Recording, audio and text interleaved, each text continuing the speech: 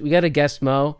Mo is he's having a I don't know what I don't know. He made something up, I guess.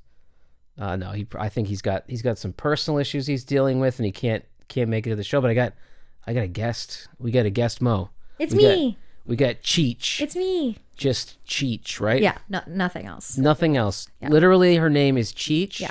No first name, no last name. And we have been doing comedy together for the past couple of years, I think, right? 2 years for me this February. Congratulations. Thank Great you. job. You did it. Thanks. It's a lot of people I will survived leave. it. Yeah, a lot of people will leave. What made you get into it? Why'd you decide comedy? Why'd you start doing stand-up? Wow. I've never been asked that question before. No one thought you were funny? No, this honestly? Yes. Okay. I love honesty. I want an honest person for once. Well, I just thought about like how the real process was. Of what? Stand-up? Of getting to the point where I had enough hubris to go do comedy. Uh-huh. Because I think it takes a lot of guts to be like, I'm so funny. You know what I think needs to be done. Yeah. I need to go on stage and be funny to other people. Yeah. That's it's a very I think you have to have like a lot of ego to do that. Egotistical, deranged thing. Yeah. Like my partner, she's real funny. Yeah. And she's like, I couldn't get on stage and be funny. Yeah. And I'm like, that's what a normal person. Yeah. Like a well-developed, like normal, sane. Yeah. Like you can just be funny at work. You don't have to go. Yeah. You could be the most charming person in the office. You don't have to go make a career out of it. Which, as a stand-up comedian, when you get a job, especially probably lawyer. Yeah. Which, are you cool with me? Yeah, that's fine. Okay, yeah, I'm a lawyer. She's a lawyer. Cheech is a lawyer. And having that kind of job, pretty serious job. Very serious, I think. Do you think people you work with are funny? Do you have funny people in the office? At my current office, I would say that no one thinks that they're funny and no one is actually funny. Now, when you are in a meeting, I think there are people who are funny, but that's not their thing. Being funny is not anybody's thing in my office. What about you, though? No, that's part You're of my the funny thing. one. Yeah. Okay.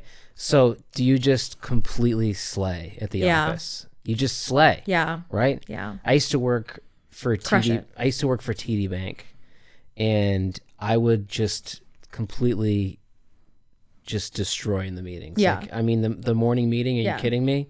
Because these people are like, bankers, square people, nice people, good people, but they're not necessarily... They don't have bits. They don't have bits. Like, they don't like romanticize their life enough to make bits out of it. Yeah, they're not thinking about the bits. They're not thinking about how can I turn this so it's funny. So when you go into the office, you're like crushing it. Totally crushing. Yeah. Where do you so do you crush in other places, like in life? Like, say you go get your hair cut.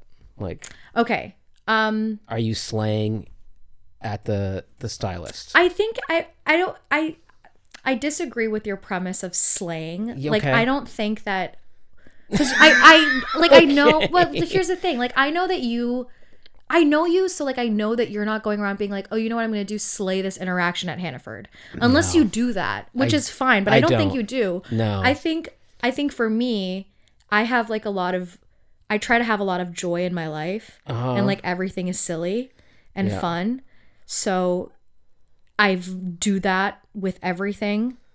Like, if I am at Hannaford and my like thing isn't checking out, like my Apple Pay isn't working, I'll be like, oh, someone call Bezos. I mean, that's okay. Like, that's like a joke, but yeah, and if somebody laughs, that's great.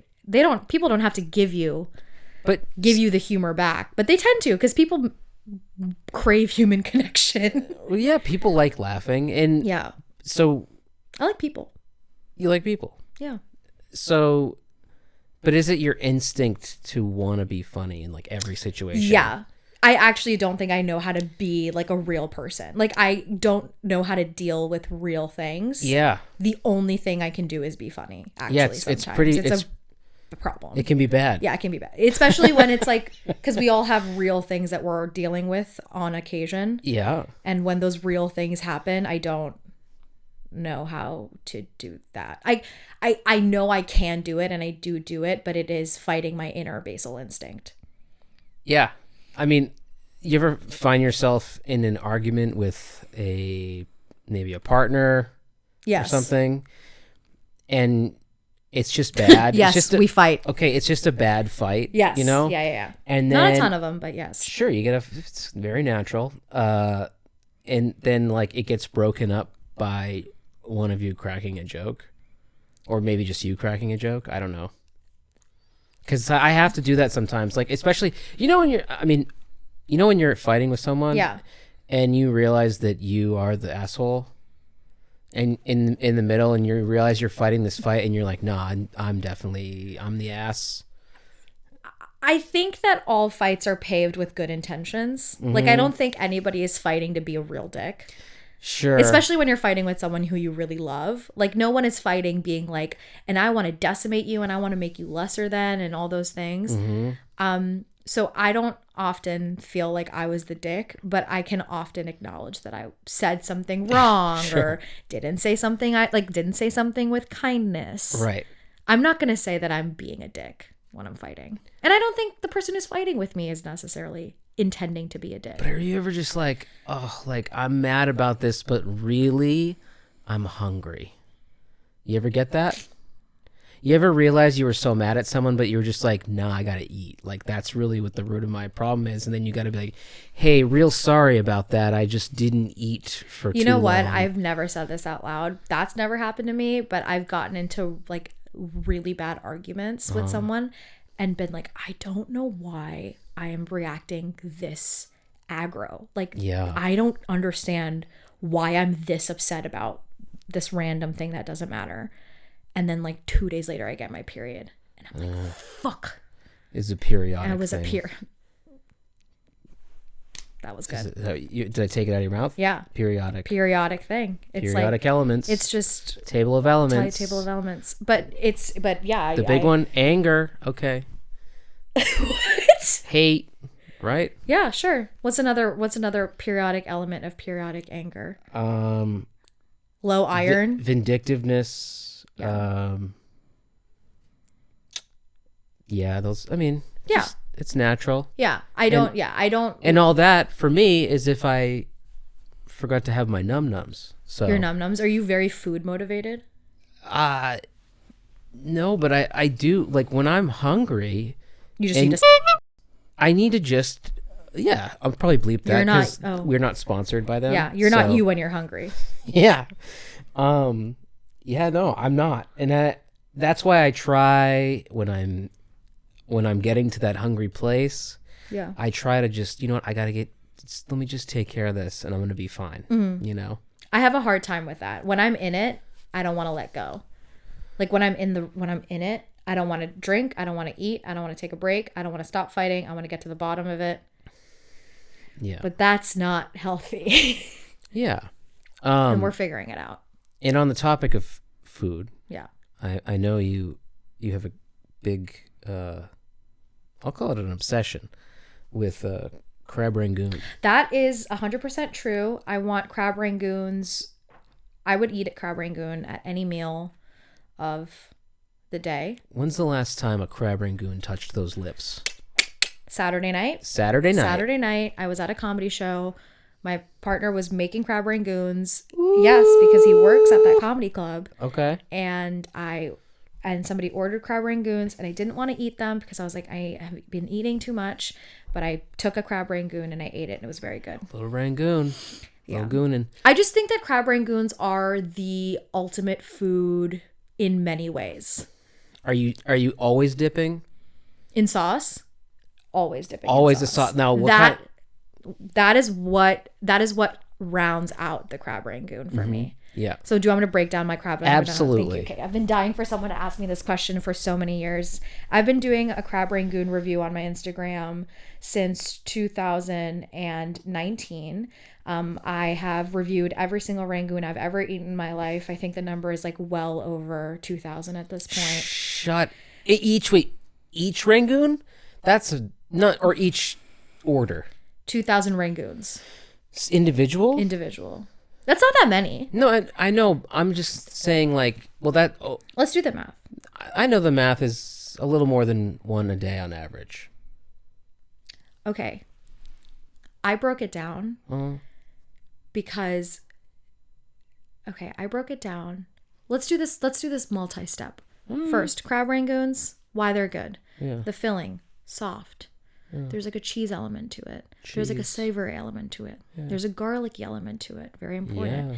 Wrapped in a carb that is then crispy and deep fried. It's deep fried. Oily. Greasy. Yep.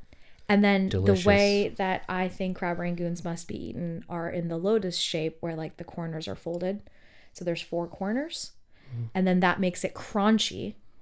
Right? It doesn't just make it crispy. It makes it crunchy. It gives it like texture. With an O.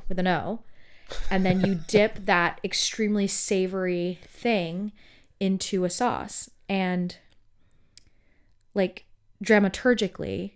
What does that mean? In the history of drama. Oh, okay. Nice.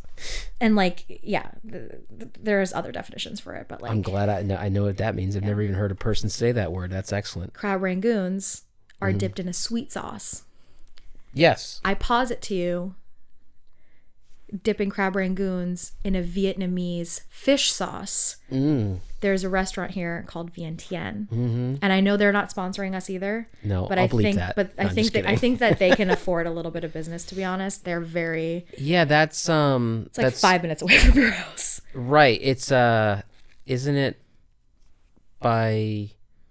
Is it on Brighton? Like off Brighton? Yeah, yes. I know where it is. Yeah, I used to live right over there on Noy Street. Yeah, it's right there. It's my favorite. They do my favorite crab rangoon, and they have the best dipping sauce because they do like a sweet fish sauce. I think I remember. Yes, it's kind of a little more thin. Yeah, yep. And that is the best sauce to dip it in. Now, because there's fish in the crab rangoon, so that like the sauce answers. Are you do you like a true crab? Or do you like the imitation, or do you prefer? I prefer the imitation. The imitation crab is what it's supposed to be. True. Dramaturgically. The imitation is what it's supposed to be. And now I've had it with crab, and it's not as good. Yeah, because it's different. It's just not what I'm expecting. Exactly. It's like classic Hunt's ketchup versus Heinz. Agree, 100% agree. Because I think whatever you grew up on. 100%. What did you grow up on? I think it had to have been Heinz. Most everybody did. But if you were a poor person and you had Hunt's. if you had no money. My family had no money and we still bought Heinz. Sure. If you had no money and no class and you're one of these Hunt's freaks, then you're out here. Your taste buds are like, I don't like Heinz ketchup. I saw this TikTok where it was like, you know how you have a quality product? How? And it's like, if you can look at the dupe of that product and it is a quarter of the price of the original product. So like if you go to a store yes. and you see Heinz, it'll be like $8. And then all of its competitors are like $1 to $4. Sure. Because Heinz knows you're going to pay the $8 for the good ketchup. You're going to pay it? For the sugar tomato sauce. It's just sugar. Yeah, it's sugar. Really, and it's just really corn syrup. Yeah. Is really but that's what you're used to. Yeah. That's what you want. That's what, like the fries that you ate from McDonald's. It's all about balance. Like if you want something very sweet, you want to dip it in something very salty or fishy or, Would you ever fuck with like a spice in your sauce? 1,000,000,000,000%. Like a little spice on your Rangoon? Absolutely. Because I don't really get that a lot. I love spicy food so much. How often of your 2,000 Rangoons? I think it's more than that at this point. How often? How often are you getting a spicy? Okay, do you want to hear some real shit? Give it to me. Sometimes. That's what the people want. Sometimes when I get crab, almost always, if I'm getting a crab Rangoon, I'm also getting a very spicy red curry sauce with it. Ooh. Like a red curry chicken or like tom kha gai or tom yum soup. Ooh, I love tom Something like real, and I get it extra spicy. So what I will do is I will take 2 to 3 tablespoons of the soup and mix it with whatever sauce I have for the crab rangoon, and then I dip it. It's pretty good. It's life-changing. And then I get chili oil and put that in too. My Lord. Yeah. So you're a crab rangoon geek. Connoisseur, yeah. I prefer connoisseur. But you're nerdy on rangoon. I nerd on That's rangoon. Your ultimate. Have you ever met a person that's as deep in rangoons as you? No. But that in Harry Potter, I would say. Do you make them? Make crab rangoons? No, because I don't like deep frying in my house. Oh yeah, because are you not a big fan of having a house fire? I'm not a big fan of having a house fire. I'm not a big fan of having like smell. And when you deep fry, it like leaves a lingering smell. It does. And it's too much work. And whenever I'm thinking of when I'm cooking, I think of like the cost to effort analysis. Frying food is always low. Like the cost to effort analysis is very high. I remember the first time I made wings. I fried wings in my home. I was like, I'm getting the oil. Yeah. I'm putting it in a pot. It's a lot of oil. It's quite a lot of oil. I put the oil in the pot, get it to the right temperature. I had to buy a friggin' candy thermometer to get the oil, because that's how I was temping the oil. Yeah. And it needs to hit the right temp, because otherwise it will burn it, and then it takes forever for the oil temperature to come down. Has to be right. Yeah. Has to be right. And it was so terrifying. Yeah. That I've never made them again like that. I got an air fryer. I do it that way. Yeah, that's fine. Air fryer is fine. Deep frying is scary. It's terrifying. You need an apparatus that protects you. You should be a fireman if you're gonna cook wings. You should have the you should have the outfit on. You should have the helmet on. Yeah. You need to have hook the hose up to the fire hydrant in the street. Yeah. Even though I'm pretty sure you're not supposed to fight a grease fire with oil. Do you know how those work, the fire hydrants? Is it constantly pumping water? I think it's just, it's kind of like a tap? Yeah. I to this day don't know. They should teach us that in school. Why would you think it's anything different than like you open your faucet and then it turns on? I don't know. Okay. I don't know. It probably is. So, but your gut is like, that seems too simple. Yeah. But also, there's like some other method. Yeah, but also like, and I just don't know anything about fire hydrants other than that I'm not supposed to be in front of one with my car, which is all you, I guess, really need to know. Yeah. But perhaps I should know more. They're so ubiquitous. It's true. Have you ever seen a house fire like on your street? Have you ever had one near your house? I have had one near my house. I was not there when it happened. I wasn't, but I saw the remnants of it, and it was devastating. Yo, I remember this one time. I was watching a football game. It was like a playoffs football game. Yeah. And I had a bunch of people over, and the game was wrapping up, and I just happened to look outside my window. And I see a house that's probably a half a block away from me. And I'm like noticing there's like flames in the living room. So scary. And it looked like there was people running in the living room on fire. And I'm like, what is that? And so I'm like looking, and then we realized that was actually a reflection of another house that was on fire. So house fire inception. This other house was actually burning right down the street. And when there's a house fire, it's wild. Your whole neighborhood gets out of the house. Everybody, you didn't know so many people live in your neighborhood. There's ants. There's like 200 people. Yeah. Did you get out? Oh yeah. Yeah. Me, my sister and her boyfriend, and everybody. Did they survive? Do you know? There was no deaths. Good. Yeah, no. I house probably fire wouldn't bring deaths this up. are devastating. For sure. Yeah, those are like true. Fire brutal. Is so dangerous. I just rewatched Avatar: The Last Airbender. Yeah. And I always wanted to be part of the Fire Nation. It's like I'm like a fire sign. I feel like fire is like such a devastating thing. It's so powerful, it's so strong. Mm-hmm. But like it honestly doesn't have many redeeming qualities. Of all the natural things to happen, fire is really... It is bad. It is just a devastating it's thing. Bad now. It was... Well, what was actually... There was something funny about the story. Oh, sorry. I'm sorry. No, it's okay. I'm sorry. What's funny about a house fire? Tell our fans. Let's tell you about this. So I'm out there. We hear a little bit like, because there's multiple fire engines. Yeah. And there's, breaking the windows and there's flames coming out and all that stuff. And you're hearing like, he was in there, like everyone got out. You found out everyone got out. Yeah, thank God. And then it was like, how did it start? And then he's like, well, fucking Jimmy had the heat plate on and he wasn't looking at it and it was running on an extension cord across the room. Okay. And then these people literally started fighting in the snow because they were dealing with their house fire. They got in a fight on top of it. That would be me. And they were pretty hammered, like when their house burned down. I think the rule is that you're not supposed to have an extension cord on anything that is hot. Or cold. You don't want to do it with a big, AC. Yeah, any temperature regulating device. Mini fridge. You don't want that. Really? You want that right into the wall. I fucked that up. Oh yeah? For sure.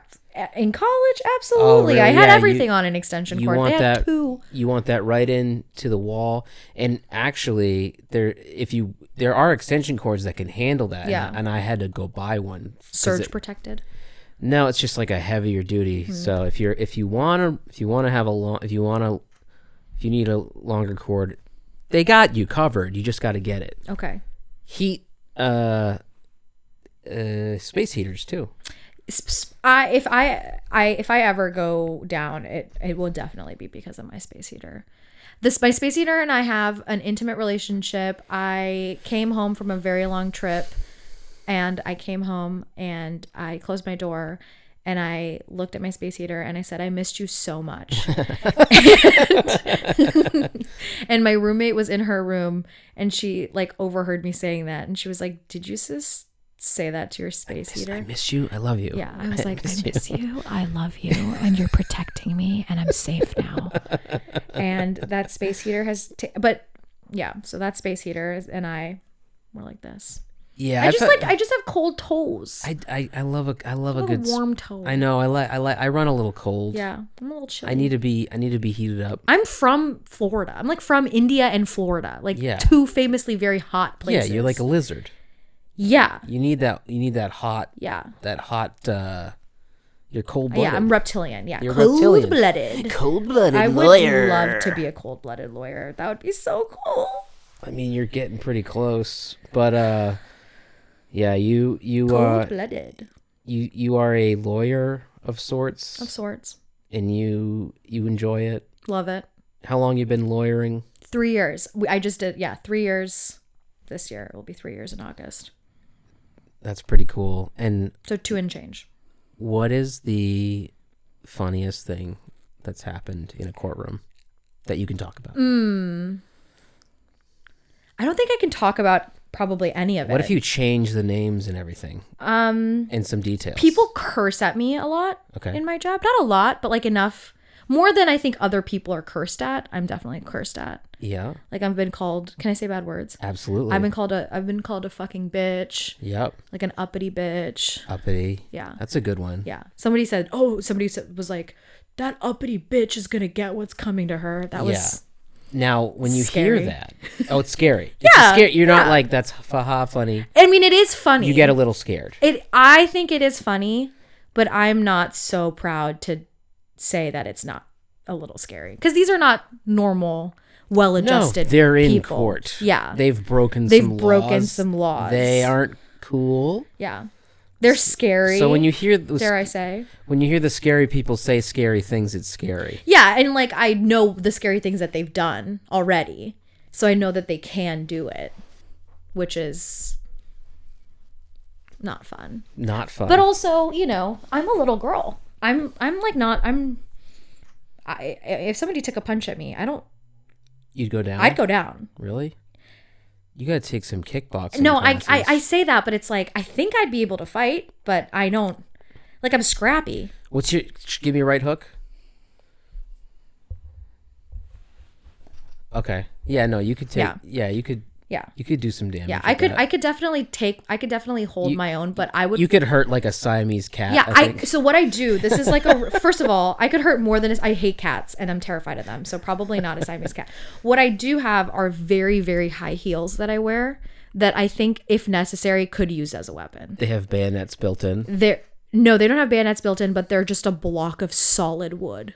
And they're sharp. A good wood will, so I feel like get you far in life. Yeah, it's good defense.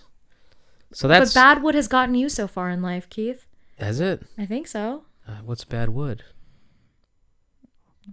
I was just trying to be mean. I don't think it worked. Okay. All right. That's okay. Sometimes people are mean and it doesn't work, and maybe I'm an uppity bitch. It's all right. No, it's just me. No, it's just me. What is your best accounting story, Keith? Oh, I've already told it on this podcast, but I'll give you the quick What's rundown. The second best accounting story? This is so good that it's worth retelling. Yeah, there's no second compared to this. I mean, the CFO at a company I worked for was embezzling. Interesting. And I found the evidence, and so it was a big deal. It was a very exciting Did they go to jail? week. No, they never go to jail. No, so the CEOs, the embezzlers never go to jail. CFO. The financial officer was embezzling? Yeah. Damn. That's usually how, for sure. Yeah. Because, so what he would do is he would write checks to himself, endorse them on the front with his own name, and then sign them on the back. That's why. And he thought he was never going to be caught. That's wild. I mean, it's insane. And then what he would do is in QuickBooks, he would change the vendor from himself to like this other. But they have a copy company. of the check. That's how we found out. But the copy of the check wasn't like on hand. You had to go look at the bank records to find it. Oh, and he wouldn't e-file it. Because it was like printer checks. Yeah, it was like you would print the check, and then That's wild. And the whole reason I found it, I was like, I've never heard of this company. Mm-hmm. Like, it was a made-up company. No, it's a real company. He found a real company that he actually was buying some other supplies from for some other business he had. Mm-hmm. But he would write he changed the vendor to that company. So in the system, it looked like he had all this. So I'm doing the reconciliations of the bank statements. Is that like balancing a checkbook? It's a lot like that. Yeah, you look at all the checks, you make sure that they match the check number matches what the bank has, and then you just go down the line, make sure everything's good. And I saw these checks, and I'm looking, and I'm like, I've never heard of this company. Do you know this company? I'm asking everyone at the company. I'm like, do you guys know this? Have you heard of this business? And they're all like, no, I've never heard of this. And then I'm like, hey, you might want to go pull this check up on the bank. You're a little snitch. And that was like my first week as an accountant. That's crazy. And there's never been as fun of an accounting story since. Do you think that's put you like on high alert though? Because if I'll be honest, if I was in week 1 and I caught something like that, I would doubt myself and I would be like, this isn't real. There's no way. It also keeps you immediately on the straight and narrow, where you're just like, it's like a good, because like, where when you work for a small business, if you, it would be really easy for you as the only person looking at the books to skim, take stuff from it. Yeah. Especially if no one's paying attention. Yeah. It's like an honor thing. Right. Yeah. But the thing is as foolproof as you think your method is, like, it's still right there. The trail leads to you. Yeah. You're going to get busted. And so I feel like it's not that foolproof. The foolproof method is no one's looking. That's not that foolproof. Yeah. But the other cherry on the Sunday of this guy getting fired was when they told him he was getting fired, he pissed his pants and cried. He literally peed his pants. And he had to get escorted out with pissed in pants. They didn't press any criminal charges? I don't know I know there was definitely lawyers involved, and there was definitely like insurance claim made, but restitution paid. Hopefully, it was about $17,000. That's like not worth it, dude. $17,000. That's like 10 toe picks. It's like easily 10 toe picks, which 5 of them are right here. You don't have the camera. I mean, you can't see them, but I can. But they are there. They're kind of. They're not very cute right now. That's just free for me. Yeah. But that's like 17,000. You said it's not worth it. That's not worth it. Of that we know of. There's a lot of other things that he was falsifying. A lot of falsified information, making the company look better, and so thus making his performance look better. So he was probably getting more money than he should have been getting. Overpaying a salary or a bonus or whatever. Yeah, like when I took over, like the value of the inventory went down like a couple $100,000. Jesus. Because it was all like fake, claiming that they had all this inventory that they didn't have. It's like inflated. Whoa. Yeah, and then the bank didn't want to loan to us anymore. Our credit rating, that's so nearly wild. Killed the company. Like, it was really crazy. I mean, they got out of it and they're doing fine now, but it was just one of those really wild, crazy accounting stories. Crazy. That is a crazy accounting story. But like that's what you like, your whole job leads to a moment or a situation like this. Yeah. Yeah. And I could just see everybody's face during that interaction just go, "Oh no. Oh my God. Oh shit. Oh, what?" Yeah. Don't you wish you could have been filming that for TikTok? I love TikTok. You're on it a lot. Are you on it when you're not supposed to be? I'm not on it when I'm not supposed to be, but I'm on it often. I'm on it like every night before bed, for sures. For how long? Like, can you be real? 20 to 45 minutes. Yeah. Is it hard to put it down? No. So my partner and I will watch TikToks together. Yeah. And like it'll be like TikTok time. It's like being in an open relationship. Kind of, except not at all. I know, I'm just kidding. I mean, it's funny. Like, it's fun to be like, are we going to be on my TikTok or your TikTok? Because like our TikToks are very different. Yeah. So like my TikTok. Less booty shaking. His TikTok has no booty shaking. His TikTok has a lot of cats. Uh-huh. He loves cats. Are you dating a cat? I'm not dating a cat. All right, you could have just said yes, but that's fine. What do you mean? It would have been just, you could have been like, yeah, I am dating a cat. Siamese cat. That's also a TikTok thing right now.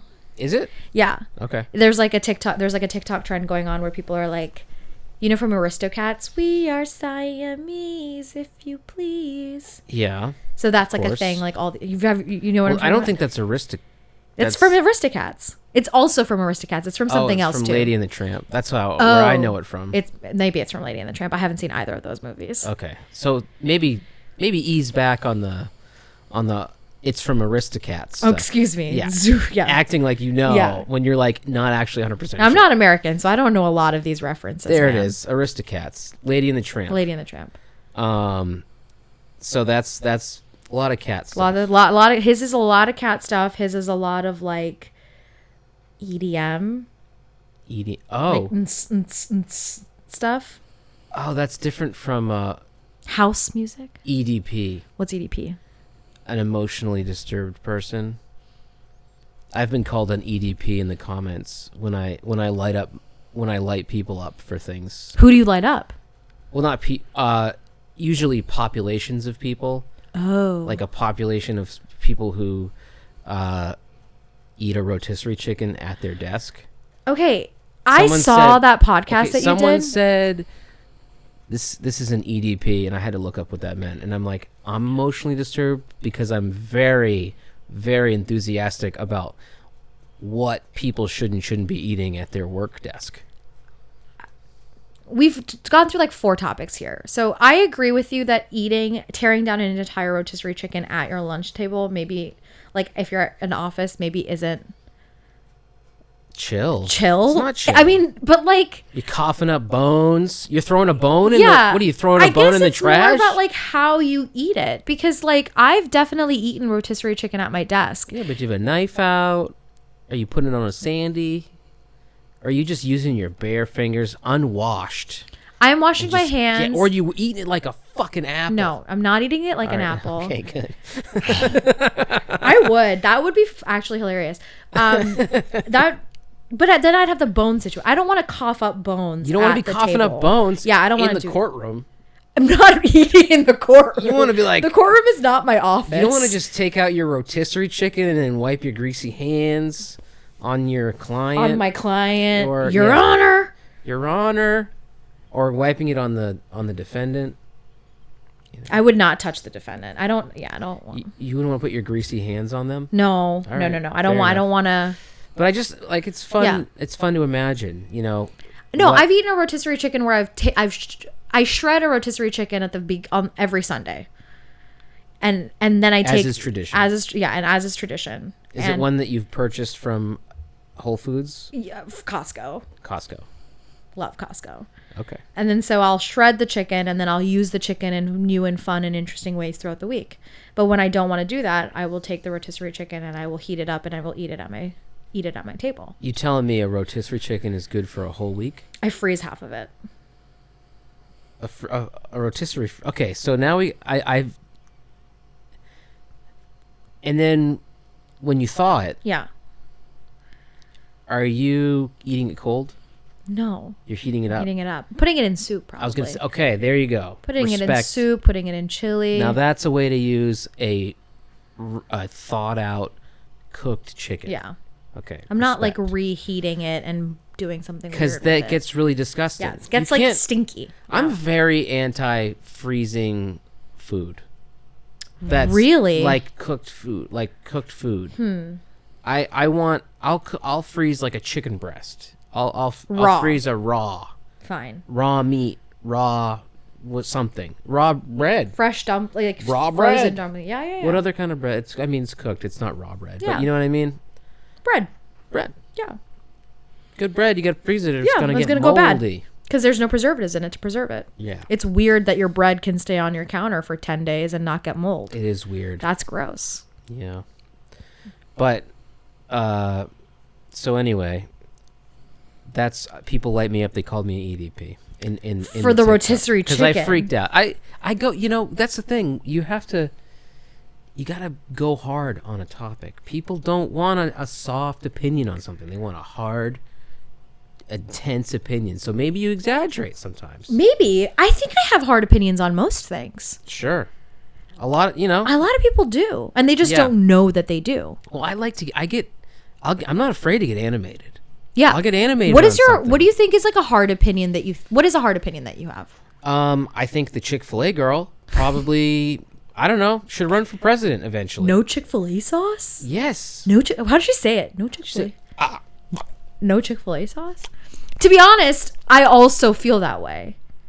So like I don't know, people are like flaming her in the comments being she's a freak. She's an EDP probably. No, she's not. A normal person. Chick-fil-A sauce. She's doing a bit. Awesome. Okay, Chick-fil-A girl's doing a bit. And you know what? You don't get that? You don't get that. And if I was her, I would probably also do that and think I was being funny and charming. Yeah. Because she probably thought, I'm going to be silly, funny, and charming. And you know what? I've always had a pleasant experience working, like, when I interact with Chick-fil-A employees. And, like, I understand it. I get it.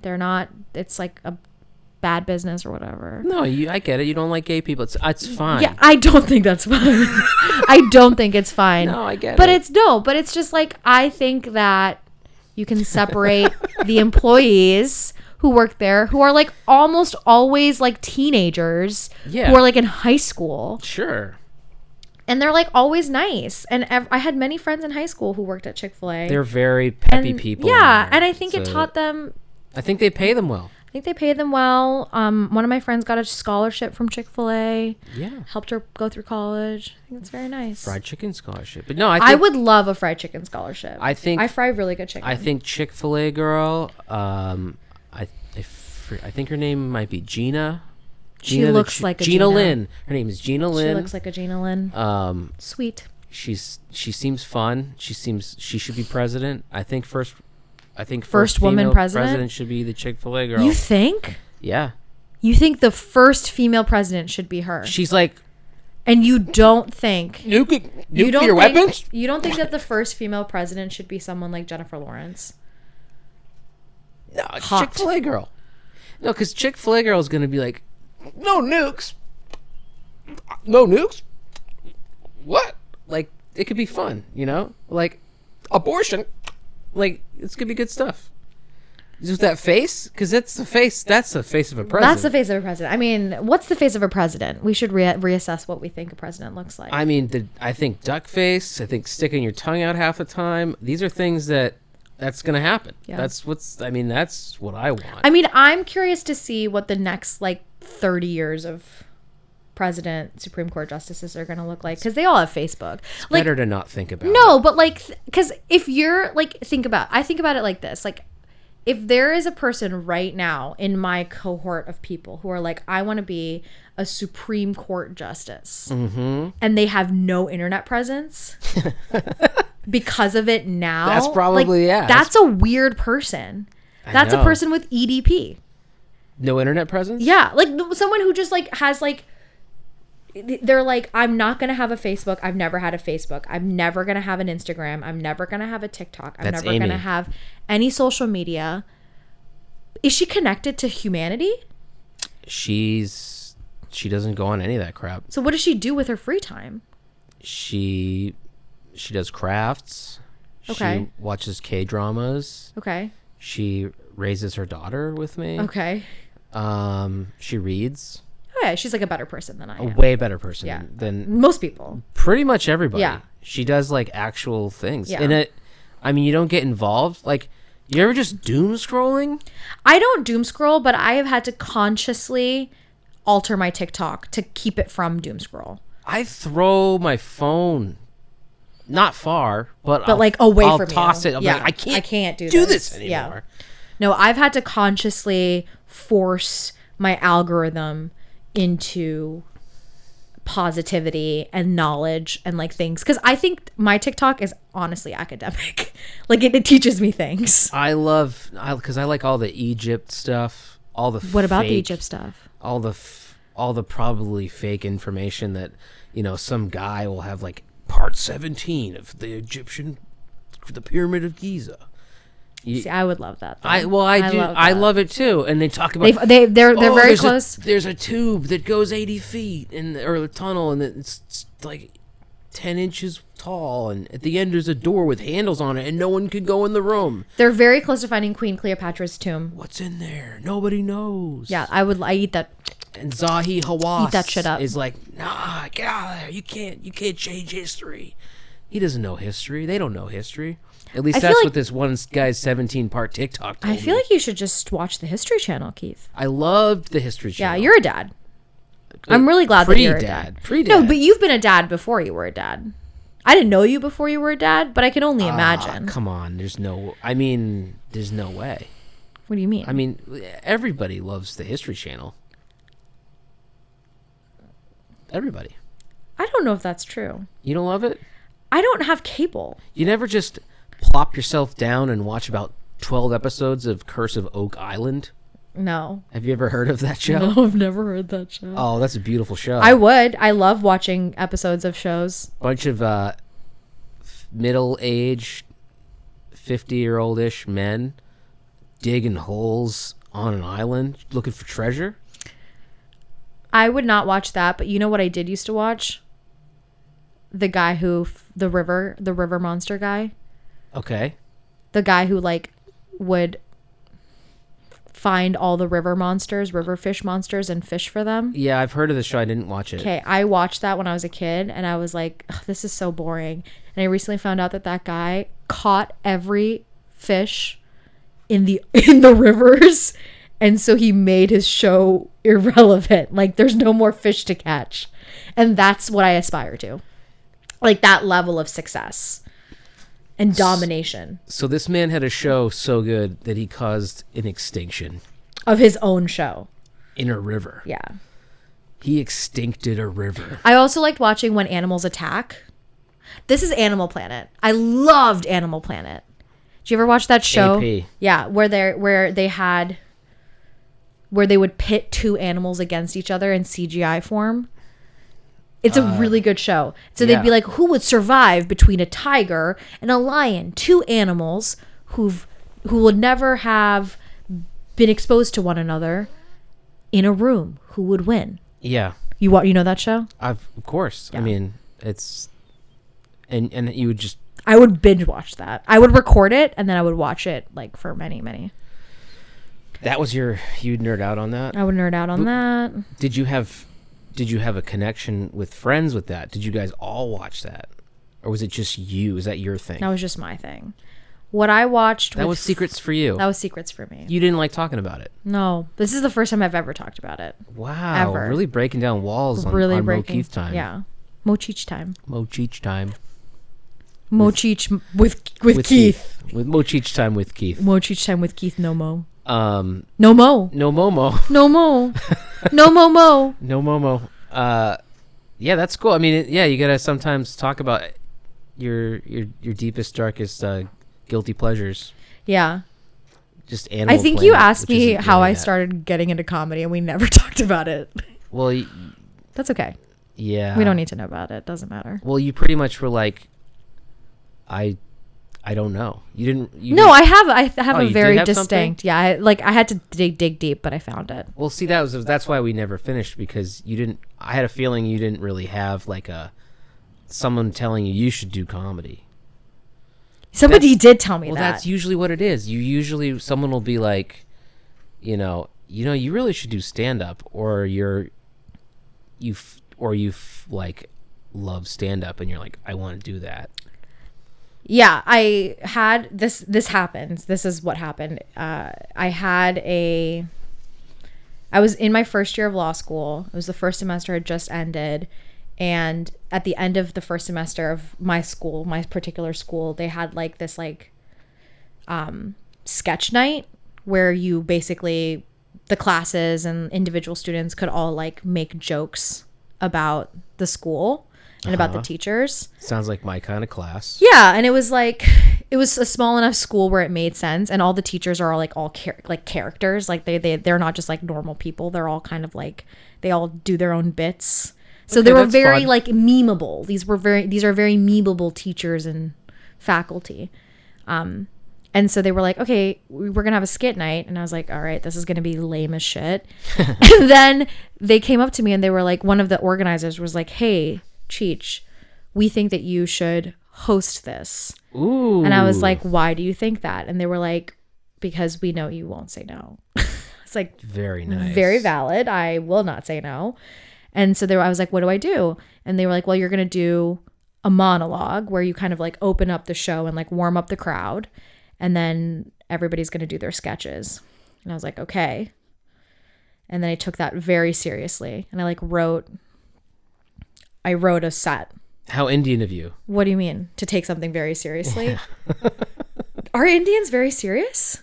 I don't know. All the Indians I've met, I guess very like firstborn daughter of immigrants of me, more than anything. Yeah. And so then I did that. And if I do say so myself, I crushed it. I bet you did. Now, was that your first time in front of a big audience? No.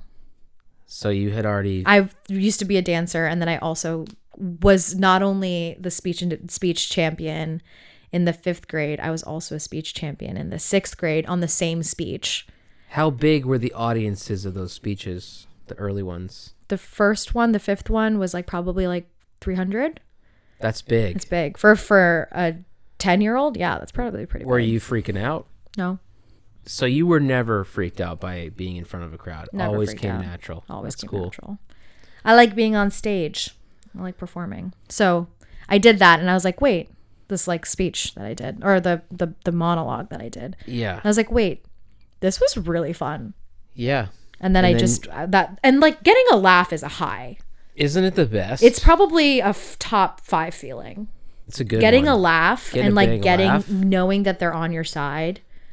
You know that's the best feeling in the world. It's pretty good. It's sad, like that some comedians will never feel that. Absolutely. Well, those aren't comedians. Those are, no, they get their pity laughs sometimes. We'll laugh. We'll pretend that you're funny for a minute, but no, it's just like you get the people that get more used to it. Yeah.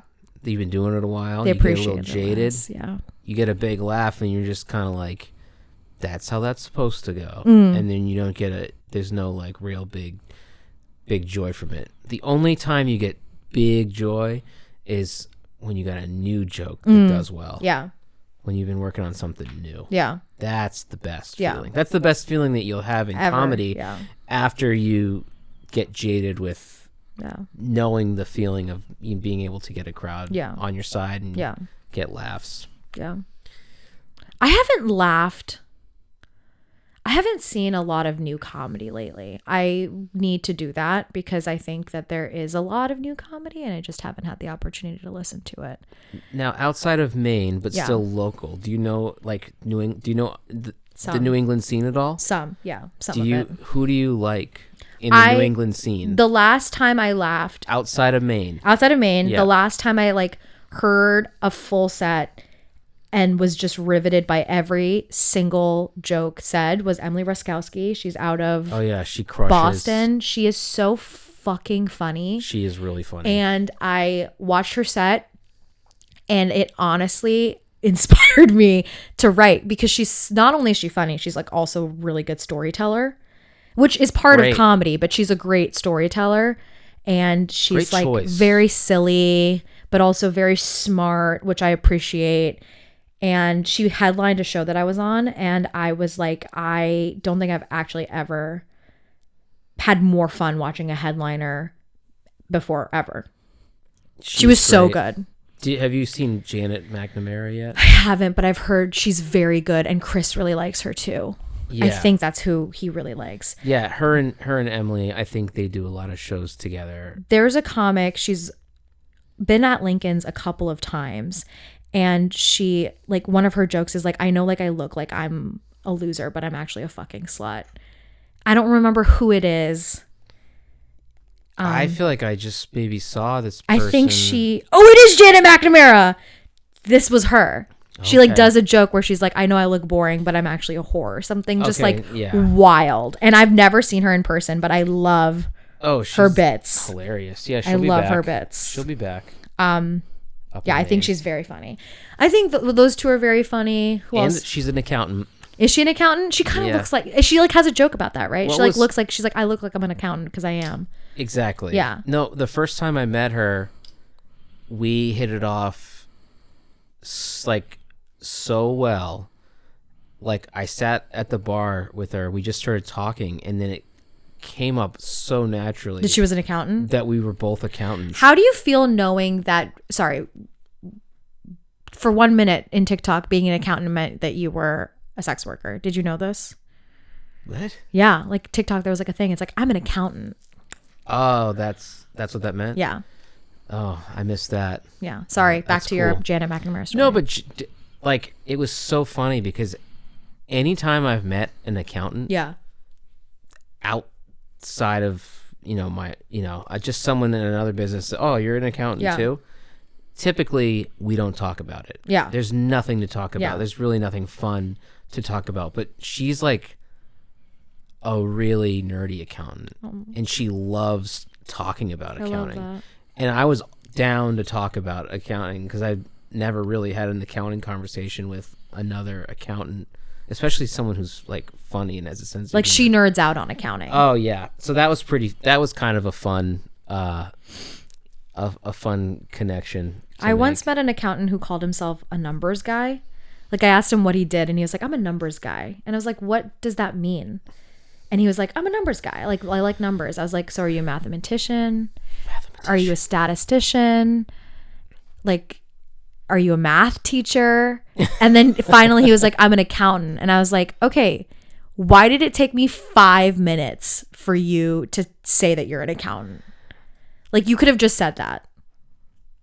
Because accountant lives are just so boring.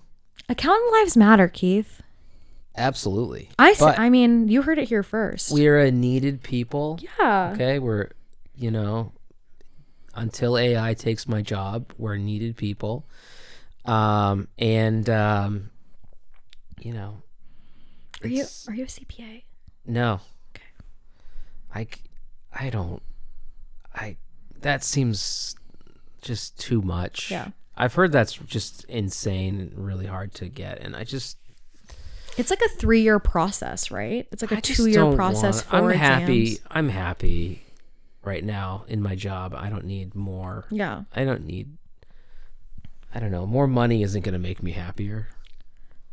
Really? The amount, it's not going to be like 10 times more.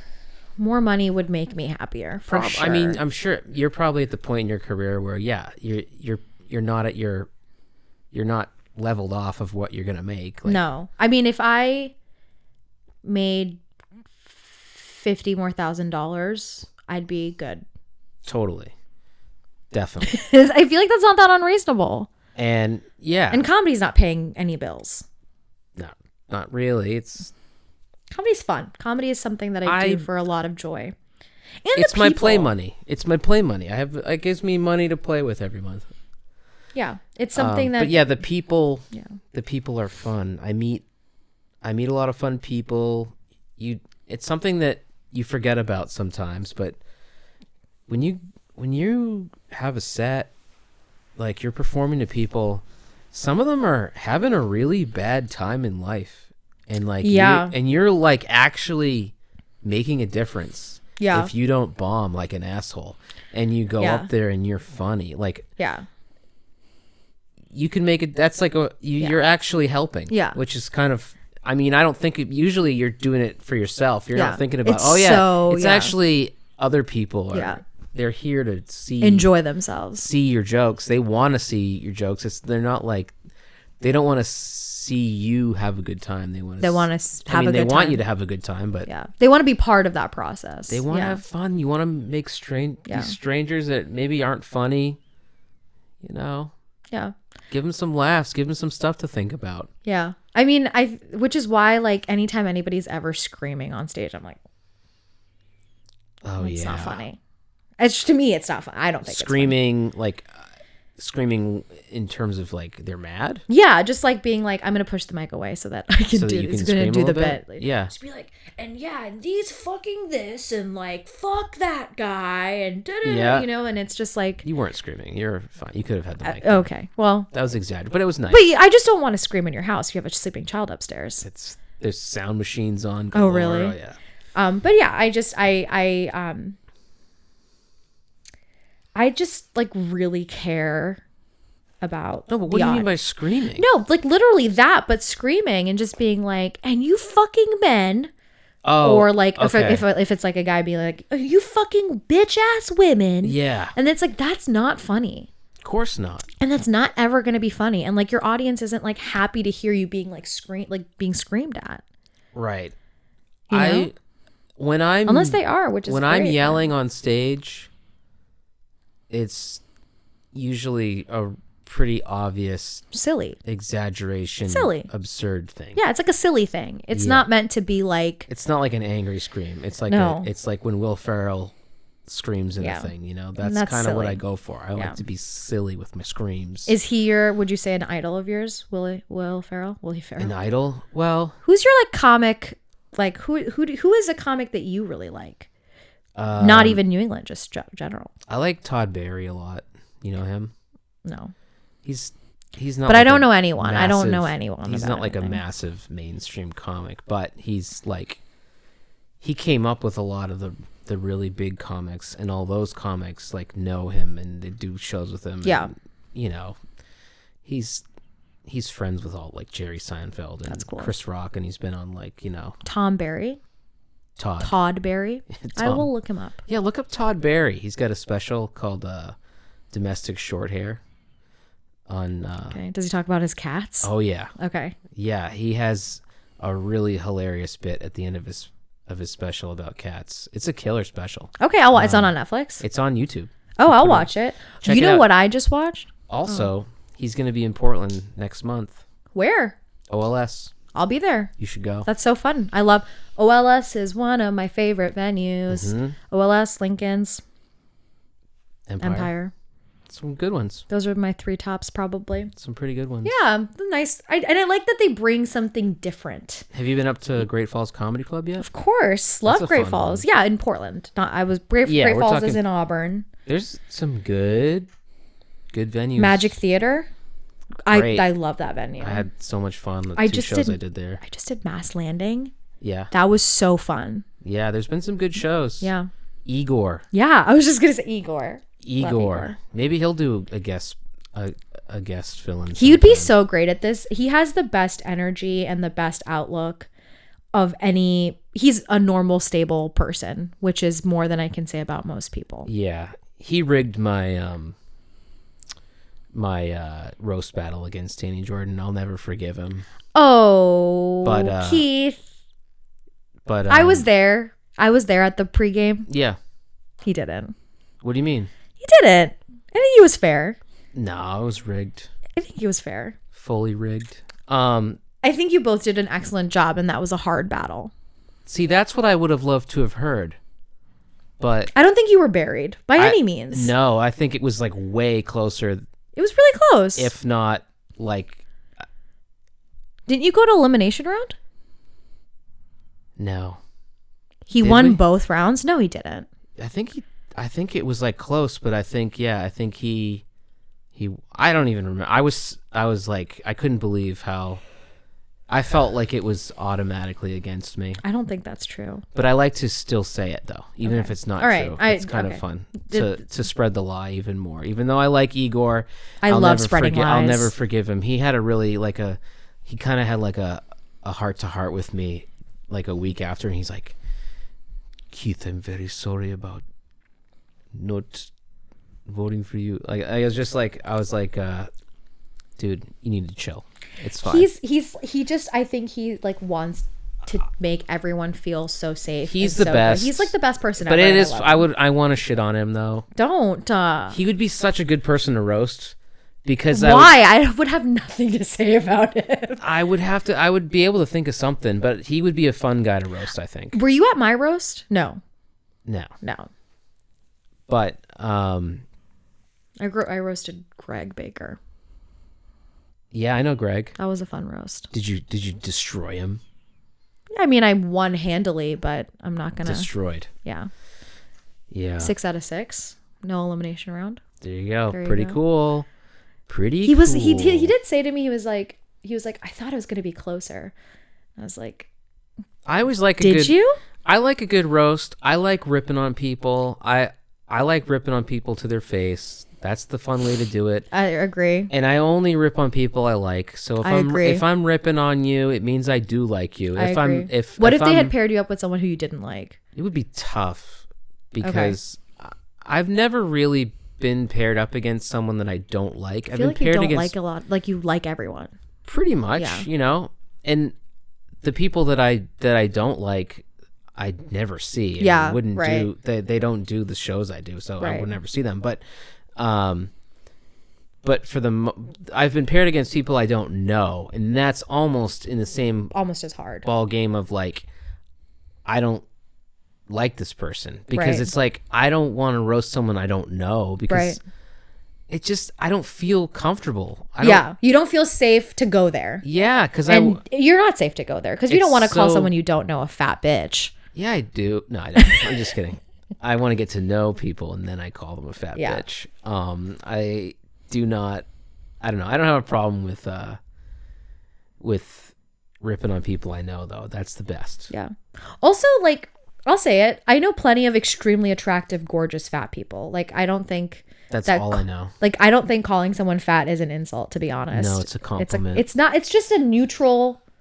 It's a neutral comment. Yeah. Well, like, to me, if I would prefer it if people didn't call me anything descriptive about my weight, fat or skinny, but like, I don't know. It's 2024. It is. I'd rather be called fat than like ugly, because those are two different things. I know. Ugly's brutal. Ugly's mean. If somebody was like, you're ugly, yeah, I'd be like, tough. I'd be like, I don't think I am, but jeez. I know. Ugly's mean. Everybody in the comedy scene is gorgeous. I agree. And we love you, and we appreciate you listening to the podcast. Yeah. This was a real fun time. I wouldn't go so far as to say that I think everyone's gorgeous. I don't think about how anybody looks. Well, see, this is the part where, we don't think about that. Yeah, but anyways, thanks for listening. This has been Mo Keith Time with Cheech. We love you. Good night. Love you. I always say good night. Good night. I assume everyone's listening at night.